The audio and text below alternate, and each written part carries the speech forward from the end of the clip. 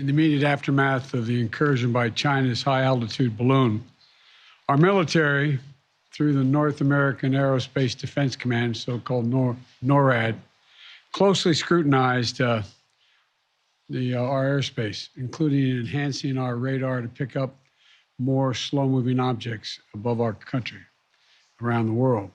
In doing so, they tracked 3 unidentified objects, one in Alaska, Canada, and over Lake Huron in the Midwest.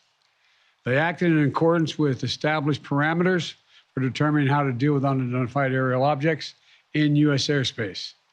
At their recommendation, I gave the order to take down these 3 objects due to hazards to civilian commercial air traffic and because we could not rule out the surveillance risk of sensitive facilities.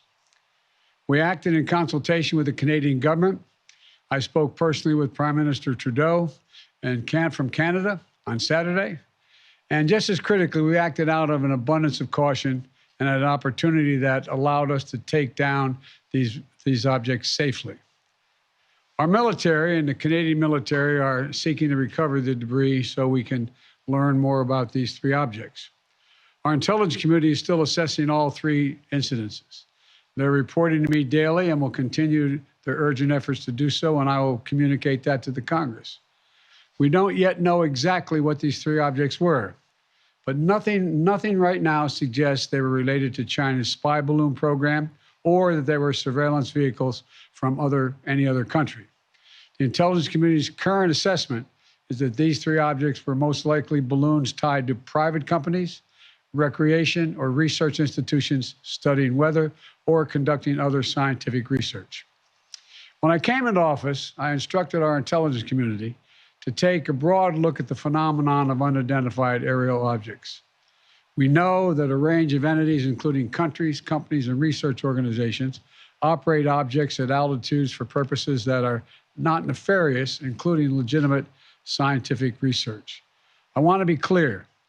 We don't have any evidence that there has been a sudden increase in the number of objects in the sky. We're now just seeing more of them, partially because the steps we've taken to increase our radars, to narrow our radars.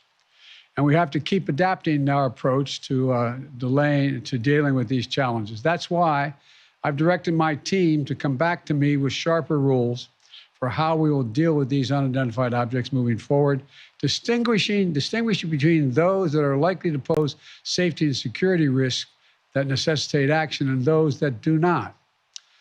But make no mistake, if any object presents a threat to the safety and security of the American people, I will take it down.